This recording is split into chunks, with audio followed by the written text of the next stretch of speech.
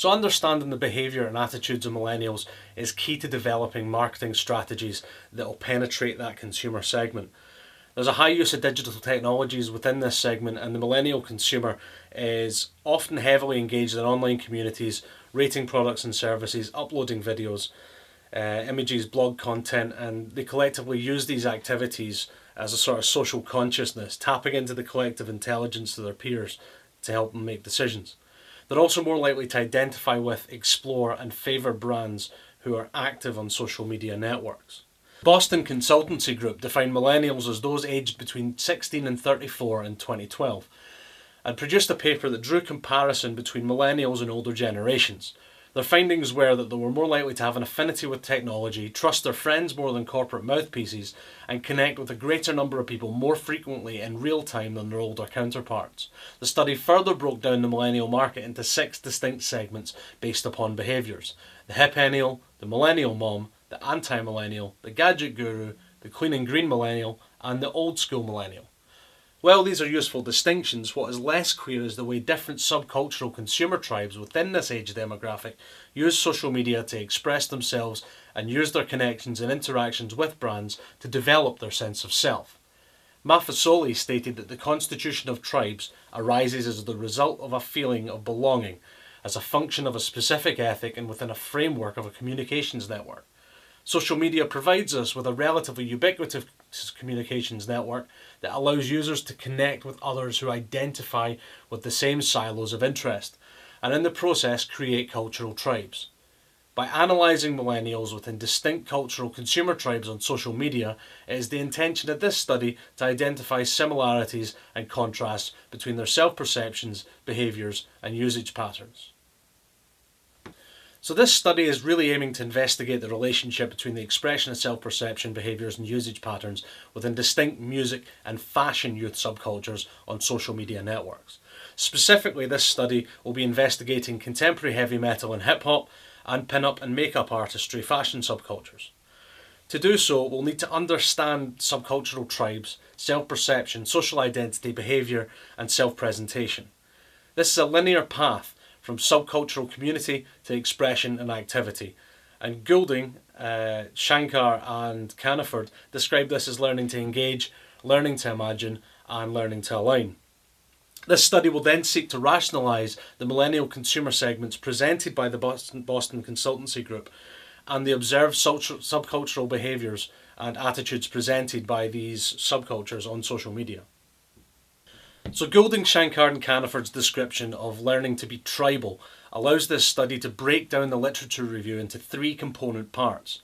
We need to understand how participants learn to engage with the subcultural tribes and communities and how they interact and form groups. By learning to imagine, cultural participants are able to see themselves as involved in these communities and start to incorporate beliefs in their self-perception. And finally, by learning to align, the participant adopts behaviours and styles that allow them to openly present themselves to their tribal communities and the wider world. When looking at subcultural tribes and online communities, there was a feeling that the internet was supposed to homogenise everyone by connecting us all. Instead, what Goulding believes is that it's allowed for silos of interest, people on the fringes who are able to connect with each other and go somewhere. This is mirrored by Vandenberg and Bader's view that there's been an emergence of diversity and increased individuality in our postmodern society, and this has allowed for the microscopic mappings of youth tribes. Now, when we look at the tribes, John Swain talks of cycles of engagement with topics of interest amongst users on social media and describes an online community as a group of users who are identified by their patterns of communication. Tribes are a longer lasting concept and they exist beyond each cycle of analysis, so they'll go from one topic to the next within the same hierarchy. He also talks about tribes as having leaders, and they're called mayors, and that's normally the user or users who have the most interactions with others and have the most of their followers linking towards them. Leaders are important within tribes because they connect groups that are previously disconnected. Goulding goes on to say that the Beatles did not invent teenagers, they merely decided to lead them. And that's important with most movements. And what we're doing is finding a group that's disconnected but already has a yearning, not persuading people to want something that they don't have yet. The second theme of the research is self-perception and identity.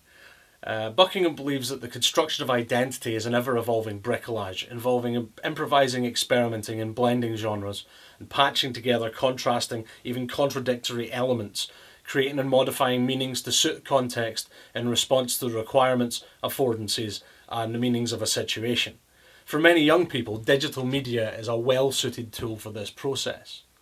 However, we need to make a distinction here between personal identity, which is one's qualities, values and attributes, and that of social identity, which refers to the social categories to which people belong to, aspire to belong to, or share important values with.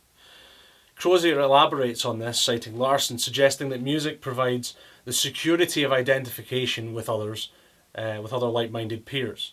And this also rings true to Maffesoli's belief, which we mentioned in the introduction, that tribes instill a sense of belonging and have a common ethic. The third and final theme of our research so far has been on online behaviour and self-presentation. What Mendelssohn and Papacarisi believe is that people consciously and unconsciously work to define the way that they're perceived, hoping to engender positive impressions of themselves.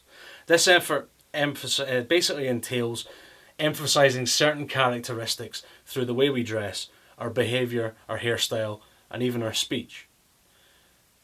This is part of impression management, and it's important both on and offline, and it's not just an individual act, it's a social process. And it's important to understand that the construction of our identities is affected by our interactions with others and how those interactions present themselves to the outside world. Boyd describes our lives on social media as living within collapsed contexts. Now with the advent of social media, those distinctions are now collapsed into one profile, one live feed, and one presentation to the outside world. Now Hogan believes that social media provides a platform for self-presentation by allowing us to curate and exhibit and manage our content to show a story of ourselves, much like the bricolage that I spoke about earlier. But it also allows us to perform in situational activities like chatting or commenting. And these activities can also reflect upon our identity. The research for this study will take a predominantly phenomenological approach, looking at groups of users and online communities and how the participants communicate and interact with each other. Using ethnography as the first qualitative research method, the researcher will seek to uncover social interactions between subcultural participants in the contemporary online environment.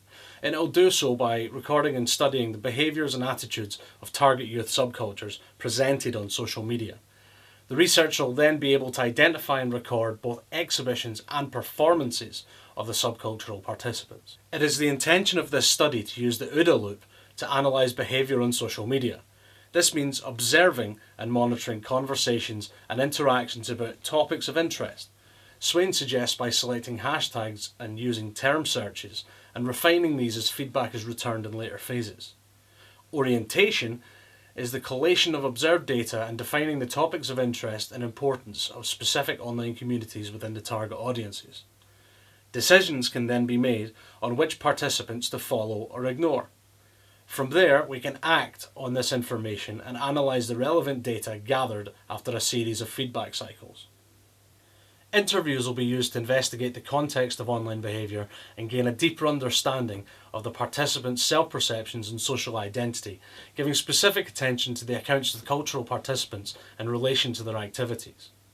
The subcultures that have been selected are 2 music subcultures and 2 fashion subcultures that have contrasting perspectives and characteristics, all with specific hashtags relating to posts in active online communities. These are heavy metal and hip-hop music tribes, and pin-up style and makeup artistry fashion tribes. These also fit into 4 tribes presented by Channel 4's UK Tribes Research Project.